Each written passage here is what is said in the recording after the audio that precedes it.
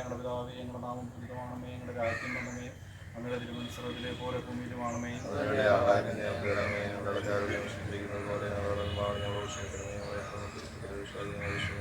നന്മ നിറഞ്ഞ മറിയമേ, സ്വസ്തി കർത്താവ് അങ്ങയുടെ സ്ത്രീകൾ അനുഗ്രഹിക്കപ്പെട്ടവളാകും, ഫലമായി ഈശോ അനുഗ്രഹിക്കപ്പെട്ടവനാകുന്നു.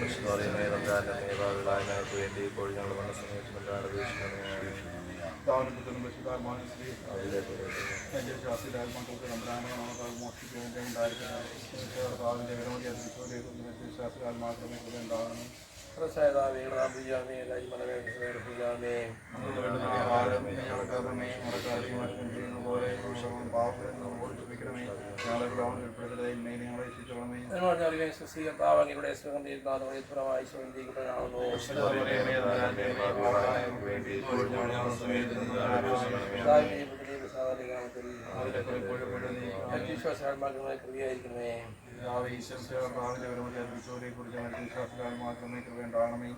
സർവസ്നായ ഞങ്ങളുടെ പിതാവേ, ഞങ്ങളുടെ നാമം പൂജിതമാണമേ, ഞങ്ങളുടെ രാജ്യം വരണമേ, ഞങ്ങളുടെ തിരുമനസ്സറിലെ പോലെ ഭൂമിയിലുമാണമേ.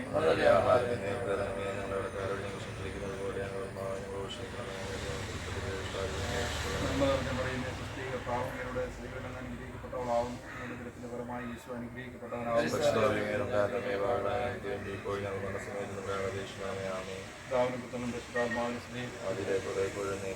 മധ്യവിശ്വാസത്തിന്റെ മക്കൾക്ക് നമ്പരാന്റെ ഉണ്ടായിരിക്കട്ടെ. കർത്താവിന്റെ വിലമതി അതിരിച്ചോരെ കുറിച്ച് മധ്യവിശ്വാസത്താൽ മാത്രമൊക്കെ ഉണ്ടാകുന്നു.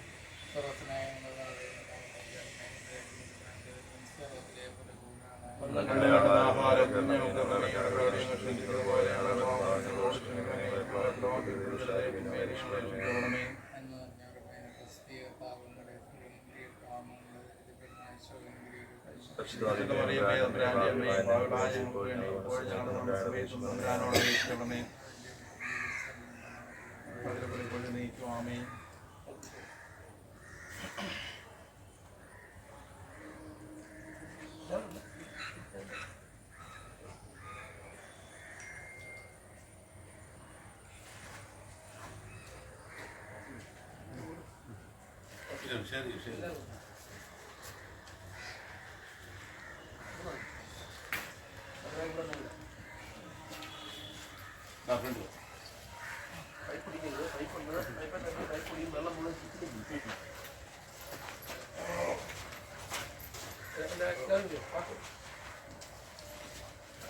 കിട്ടിയോ എന്താ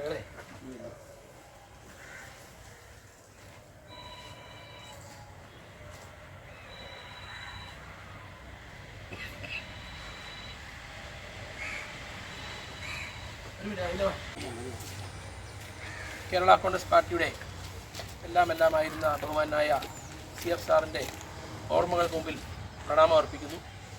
നമുക്കറിയാം, കഴിഞ്ഞ 42 വർഷക്കാലം ചങ്ങനാശ്ശേരി നിയോജക മണ്ഡലത്തിൻ്റെ MLA-യും അതോടൊപ്പം മന്ത്രിയുമായിരുന്ന പ്രിയപ്പെട്ട CF തോമസ് സാർ, അദ്ദേഹത്തിൻ്റെ പേരിൽ ഒരു അഴിമതിയുടെ ആരോപണം പോലും അദ്ദേഹം കേൾപ്പിച്ചിട്ടില്ല. അഴിമതിയുടെ കറപുരളാത്ത ആദർശ രാഷ്ട്രീയത്തിൻ്റെ ആമുഖമായിരുന്ന പ്രിയപ്പെട്ട CF സാറിൻ്റെ നിര്യാണം കഴിഞ്ഞ് ഇന്ന് 4 വർഷം തികഞ്ഞിരിക്കുന്നു. അന്നു മുതൽ ഞങ്ങളൊക്കെ ആവശ്യപ്പെടുന്നു, CF സാറിന് ഉചിതമായ സ്മാരകം ചങ്ങനാശ്ശേരിയിൽ നിർമ്മിക്കണം അല്ലെങ്കിൽ പ്രഖ്യാപിക്കണമെന്ന് സംസ്ഥാന ഗവൺമെൻറ്റിനോട് ആവശ്യപ്പെട്ടു. നാളിതുവരെ സംസ്ഥാന ഗവൺമെൻറ് ആ സ്മാരകത്തെക്കുറിച്ച് ചിന്തിച്ചിട്ടില്ല.